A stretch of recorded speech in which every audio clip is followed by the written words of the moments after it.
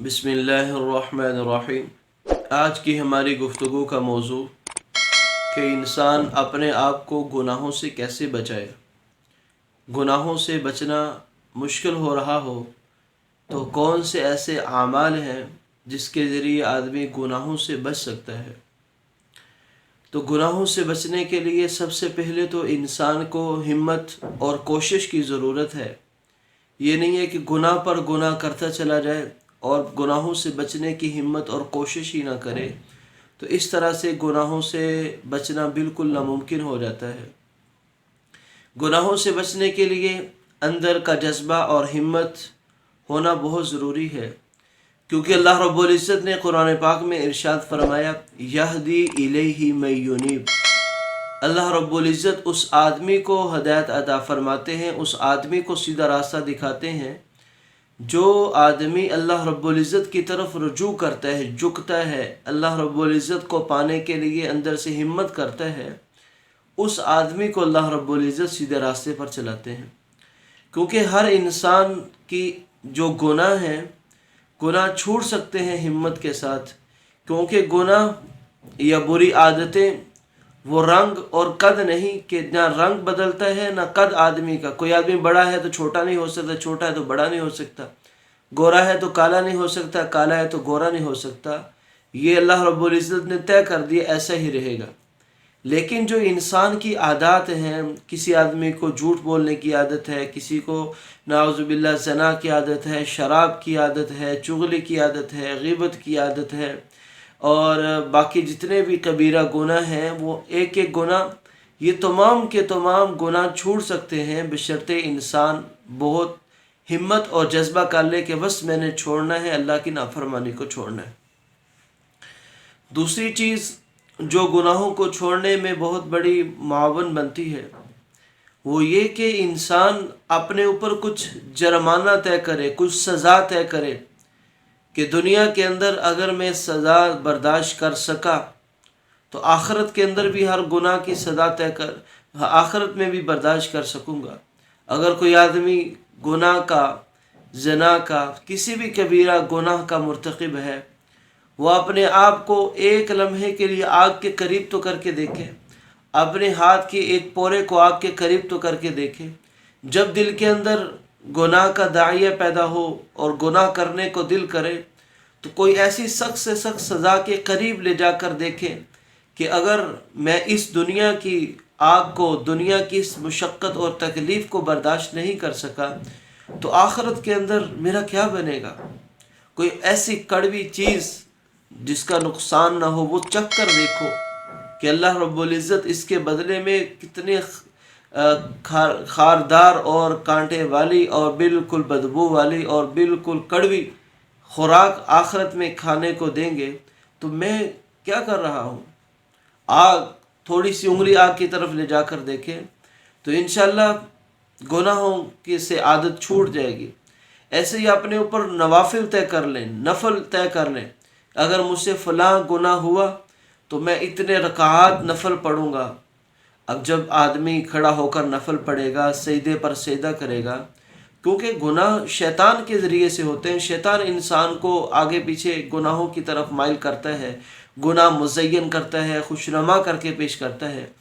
जब ये आदमी नफल के लिए खड़ा होगा अल्लाह के सामने, एक तो नवाफिल वैसे ही इंसान को अल्लाह के करीब करने का ज़रिया है, दूसरा नवाफिल पढ़ेगा, नमाज पढ़ेगा, सजदा करेगा तो अल्लाह रब्बुल इज़्ज़त इसके गुनाहों को माफ़ कर देंगे।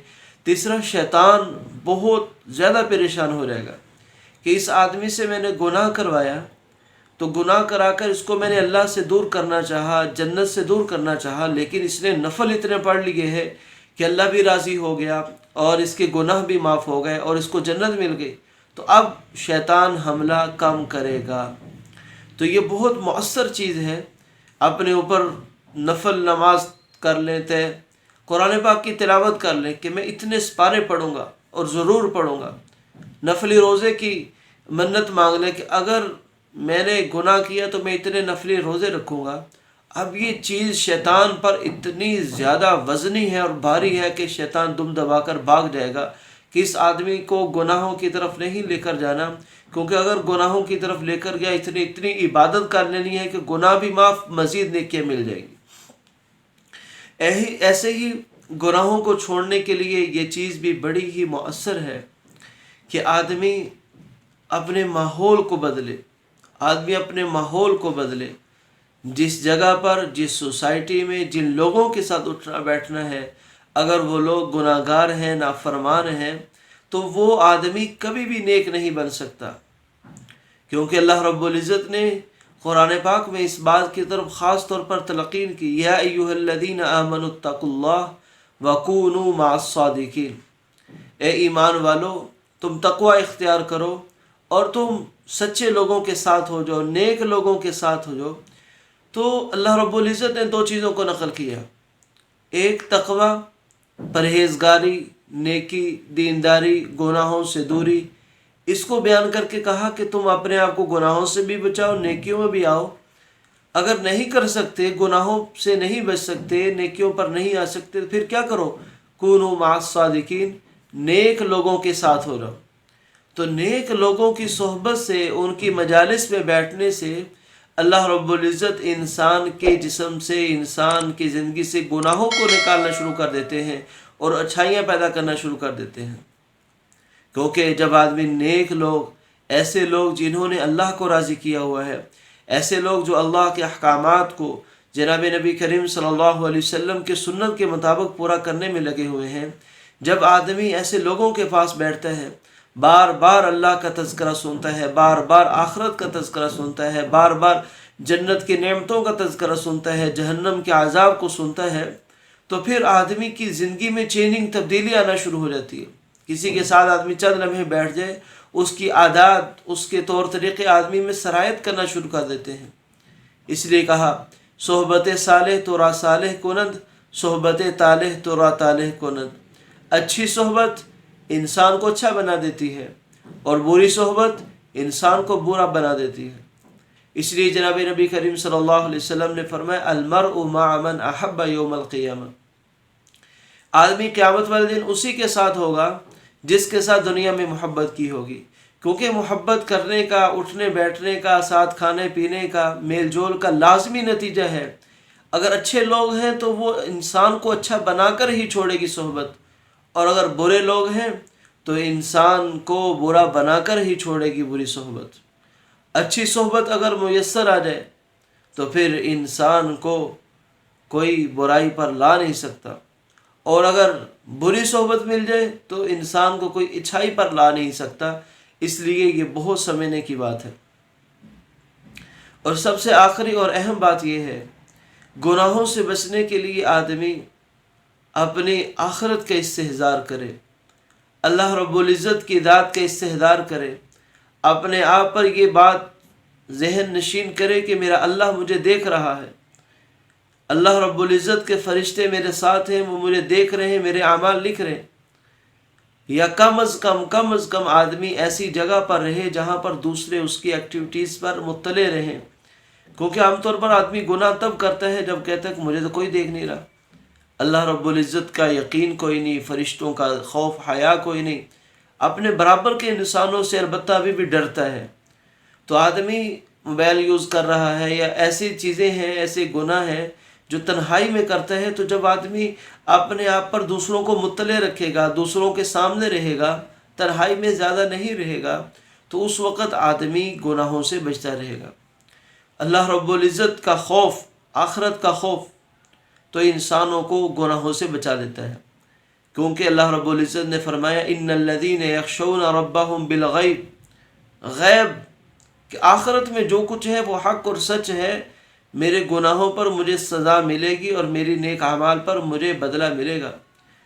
اس لیے جناب نبی کریم صلی اللہ علیہ وسلم نے فرمایا حفت النار بالشہوات وحفت الجنت بالمکارہ، اللہ رب العزت نے پوری جنت کو ناگواریوں سے، تکالیف سے، مشقتوں سے ڈھانپ دیا ہے، اور پوری کی پوری آگ کو، جہنم کو خواہشات، شہوات سے ڈھانپ دیا ہے۔ تو آدمی یہ تصور کرے کہ میں اگر گناہوں سے بچنے پر صبر کرتا ہوں، نیکی پر آنے پر صبر کرتا ہوں، گناہ چھوڑتے وقت مجھے مشقت ہو رہی ہے، مجھے تکالیف کا سامنا ہے، دل نہیں مان رہا، زبردستی گناہوں کی عادت چھوڑ رہا ہوں، تو اس کا بدلہ مجھے جنت ملنے والی ہے۔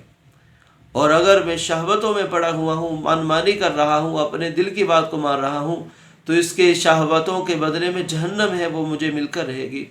تو یہ کچھ چیزیں ہیں، یہ کچھ کام ہیں، اگر کوئی مسلمان ان میں سے کچھ بھی کرنا شروع کر دے تو انشاءاللہ العظیم العظیم اللہ رب العزت اسے تمام گناہوں سے چھٹکارا اسے حاصل کروا دیں گے، تمام گناہ اس انسان کی زندگی سے نکل جائیں گے۔ یہ اللہ رب العزت کا فرما بردار، اللہ رب العزت کا مخلص بندہ بن جائے گا۔ اللہ رب العزت صحیح معنوں میں ہم نے اپنی اطاعت اور بندگی کرنے کی توفیق عطا فرمائے۔ مع السلام۔